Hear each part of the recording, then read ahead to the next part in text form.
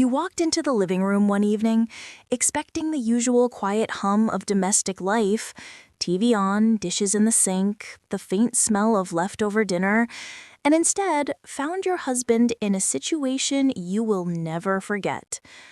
I won't go into too many explicit details, but it involved another woman, a lot of inappropriate closeness, and my husband's complete obliviousness to the fact that I had walked in. Most people in that situation might scream, storm out, call a lawyer, or at the very least throw something at the wall. Not me. My brain, fueled by a mixture of betrayal, disbelief, and just a tiny bit of mischief, immediately went into prank mode. I looked at him and, instead of crying or yelling, started thinking about how to make this unforgettable, how to turn this ridiculous, humiliating moment into a story I, and maybe even others, would laugh about later. Then it hit me. A ridiculous, almost cartoonish idea. What if I swapped his lube for glue? Not to permanently harm anyone, mind you, but just enough to teach him a lesson in the most ironic, chaotic, and unforgettable way possible. It was absurd, completely insane, potentially illegal, but in that moment, every other emotion, hurt, betrayal, disappointment, was eclipsed by the sheer audacity of my plan. I could picture it in my head. The confusion, the panic, the tiny explosion of chaos that would ensue. My mind raced faster than I'd ever experienced, weighing every possible outcome, and yet laughing at the sheer audacity of it all. By the time I stepped out of the room, heart pounding and hands trembling with adrenaline, I knew this wasn't just about revenge. It was about reclaiming power, humor, and, most importantly, my sanity in a world that had just turned completely upside down. That is where my story begins. A story of betrayal, absurdity, and yes, glue. Before that unforgettable evening, my relationship with my husband had felt normal, in that comfortable, mundane way where you forget to notice the little things, the way he left socks on the floor, drank my coffee without asking, or sometimes forgot important dates. We had been together for years, and like many couples, we had our ups and downs, but I thought we were solid. I believed in us, or at least I believed in the version of us I wanted to see. And then came the evening when reality hit me like a ton of bricks. It wasn't a sudden revelation or a dramatic confession. No, it was far more jarring because it came disguised as everyday life. I noticed subtle signs at first, little text notifications, odd behavior, late-night work calls that didn't quite make sense. I brushed them off, telling myself I was overreacting, but deep down there was a gnawing feeling I couldn't ignore. The moment of truth came unexpectedly. I was at home, folding laundry, listening to music, thinking about dinner, when something caught my eye. There it was, the unmistakable evidence of infidelity. My body froze, a cold rush of disbelief mixed with a spike of anger and betrayal. My mind raced through 1,000 emotions at once: shock, sadness, fury, confusion. How could someone I trusted so completely not only break that trust, but do it so flagrantly? Betrayal is a peculiar emotion, heavy, like a weight pressing on your chest, yet sharp, like a sudden punch in the gut. I felt simultaneously foolish for not seeing it sooner, and outraged that it had been happening right under my nose.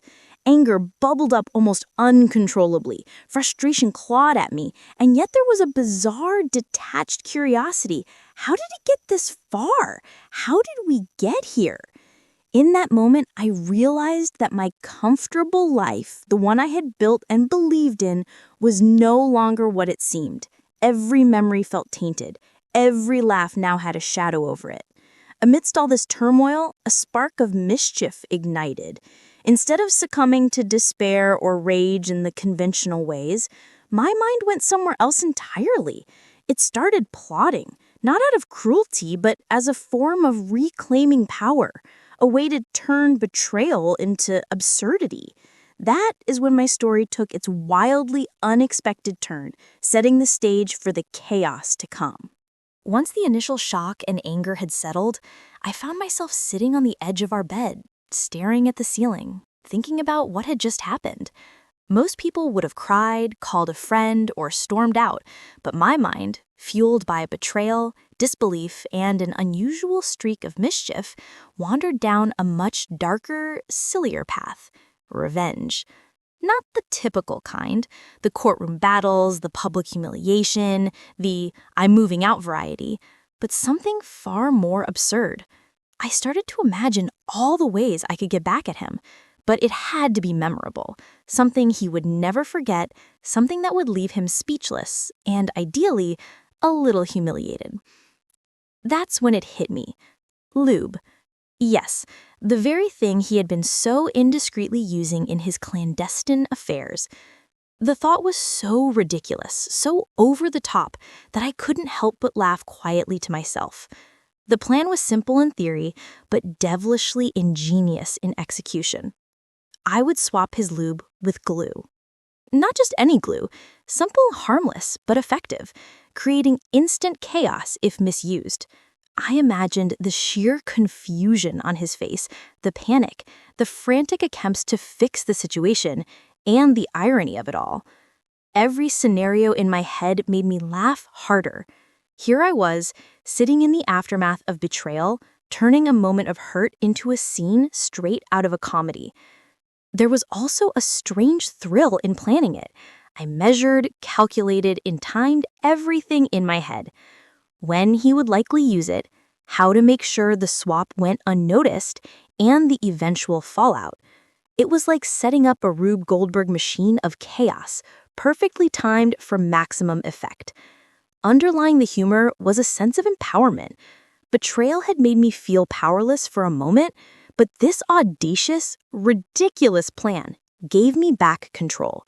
It was my way of saying, without words, that I would not be the victim. Armed with glue, determination, and a very questionable moral compass, I set my plan into motion, little realizing that what started as a prank would escalate far beyond my wildest imagination. Once the plan was in motion, the real challenge began: waiting. You'd think plotting chaotic revenge would feel empowering, but in reality, it turns you into a jumpy, over-caffeinated spy in your own home. Suddenly, every sound becomes suspicious, every footstep significant, and every closed door is a drumroll for destiny. I went about my week pretending everything was normal, smiling politely, nodding along to conversations, acting completely unbothered, while inside I buzzed like I had swallowed a beehive. Every time he walked past, I felt a mix of anticipation and wicked satisfaction. The suspense was almost cinematic, like a slow-motion sequence before the big reveal. I listened for clues. The opening of a drawer, the creak of a cabinet, even the faintest hint of confusion in his voice. Days passed. Nothing. I started second-guessing myself. Did he notice the swap? Did he stop using anything entirely? Did I just commit the world's most pointless revenge attempt? Then, finally, one evening, the suspense broke. It started with a sound, a startled noise, a confused tone, a panicked, wait, and then louder, more frantic, desperate sounds. I couldn't see what was happening, but my imagination filled in the gaps. Confusion, frantic movement, the kind of flailing that comes from realizing something that should be simple has gone spectacularly wrong. Part of me wanted to rush in, to witness poetic justice firsthand, but another part recognized that this was far beyond the ordinary prank level. This was full-blown chaos, and yet I couldn't help but laugh quietly. Then came the calls for help, shouting, confused attempts to fix the situation, and eventually the unmistakable, we might actually need backup. I realized my prank had escalated into something unimaginable. My husband's panic, the confusion, the utter absurdity, it unfolded like slapstick comedy. It was a shocking moment, but also one of triumph in a strange, twisted way. I had orchestrated something chaotic and hilarious, something that would be remembered not for harm, but for sheer unexpectedness.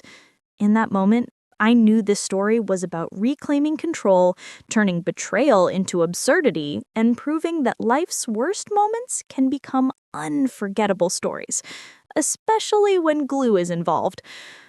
Just when I thought the chaos had peaked, it took an even more absurd turn. The firefighters arrived. I didn't hear the sirens at first, just the faint rumble outside, then bright red trucks pulling up. My heart sank, then leapt, then sank again. Oh no, I thought. I may have gone a little too far. Moments later, the front door burst open and in came a team of uniformed firefighters rushing toward the bedroom. The professionalism on their faces made the situation even funnier. Highly trained emergency responders prepared for life or death crises, walking straight into a prank involving glue and bewildered adults. I wanted to warn them, but I was too busy laughing quietly. Their expressions were priceless, a mix of confusion, disbelief, and mild horror. Inside, the chaos continued. My husband flailed, still trying to comprehend what had happened, and the other person involved panicked. The firefighters began methodically trying to rescue them from the sticky situation, careful and deliberate as if defusing a bomb. Watching from a safe distance, I realized my little plan had escalated far beyond anything imaginable. What started as a prank had turned into an epic scene of slapstick proportions, with emergency services on standby. It was absurd, humiliating, hilarious, and unforgettable. Life sometimes hands you stories so insane that even your wildest imagination wouldn't dare to create them. And this was one of them. After the initial shock and laughter, I stood in the aftermath of my chaos, staring at what I had wrought. The glue, the panic, the firefighters, it was all too much. And then a quiet thought crept in. Did I go too far? Life forces you to confront your moral compass in unexpected situations. On one hand, I was the betrayed spouse, the unsuspecting victim of infidelity. My emotions, anger, hurt, frustration were justified. And yet I had escalated the situation into a domestic emergency. Part of me felt triumphant, like I had turned the tables poetically. But another part whispered uneasily, maybe there's a line and I just crossed it. It's a strange balance, the desire for revenge, the thrill of absurdity, and the recognition that what's funny from a distance might not be so funny up close. I reflected on the stakes. What if someone had been hurt? What if my plan had spiraled further? Yet I also saw the story for what it truly was, a bizarre, cartoonish moment of poetic justice. The lesson? Life often presents moments where ethics and emotions collide. Sometimes you must ask yourself, am I responding out of pain or principle? In my case, the answer was a messy mixture of both. I wanted to reclaim control, turn betrayal into something laughable, and teach my husband a lesson he wouldn't forget. But I also had to confront that my method was extreme, ridiculous, and possibly insane. Standing there, I realized the moral dilemma wasn't just about glue or pranks. It was about balance, how to navigate anger without causing harm, reclaim power without losing perspective, and laugh at life's absurdities while taking responsibility. That reflection didn't ruin the hilarity. It amplified it, showing that even in moral complexity, there's room for humor, and in chaos, a lesson. If you think the story ends with firefighters and moral dilemmas, you're mistaken. Part of the fun, the unforgettable chaos, was just how ridiculous it became.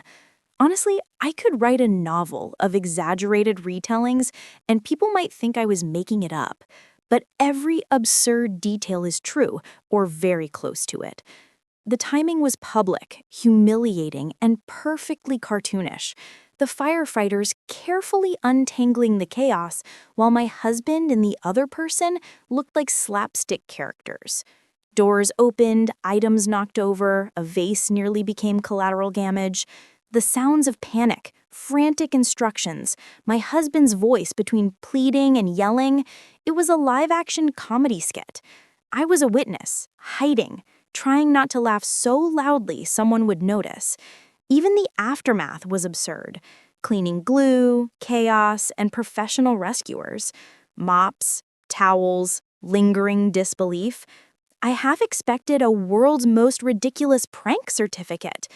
The sheer scale made me marvel at how one tiny act could snowball into an event so spectacularly ridiculous. That, of course, is the magic of exaggeration and storytelling. Life hands us stories inherently hilarious, if we notice.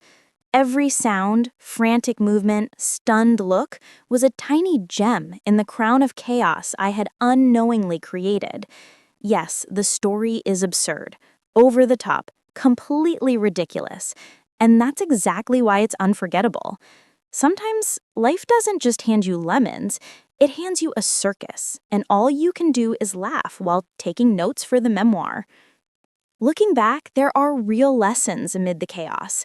First, trust is everything. You can laugh about glue and firefighters, but the root was betrayal. When someone you love breaks trust, it shakes your world. Betrayal stings but sparks creativity, resilience, and ridiculous schemes. Humor can be a powerful coping tool. Second, revenge is tricky. There's a fine line between funny and catastrophic, absurd and dangerous. While swapping a bottle may seem harmless, chaos escalates quickly. I learned to respect that line even as I reveled in crossing it. Third, life's absurdities are worth noticing. We spend time worrying about normal or perfect, then life hands moments so ridiculous we can't help but laugh.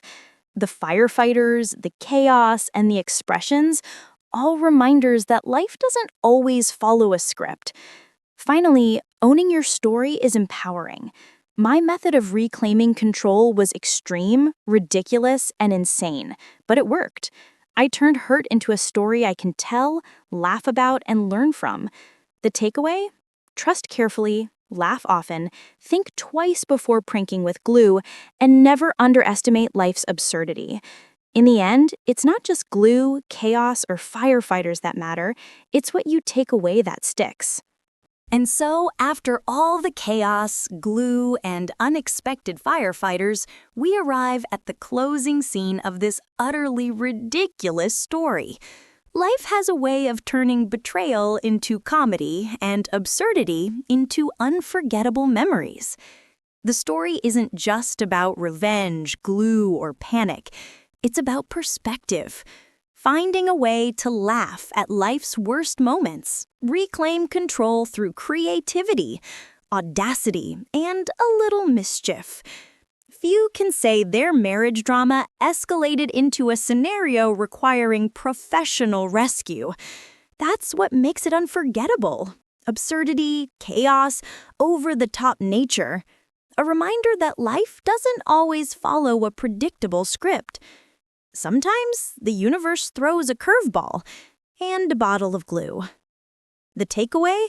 When life hands betrayal, chaos, and firefighters, you have a choice. Let it crush you, or find the humor, the story, and the lesson inside. Embrace the absurdity and turn it into something that makes you laugh years later. For my husband, the lesson was clear. Sometimes the best way to make a point isn't anger or confrontation, but an unforgettable, ridiculous story everyone will remember.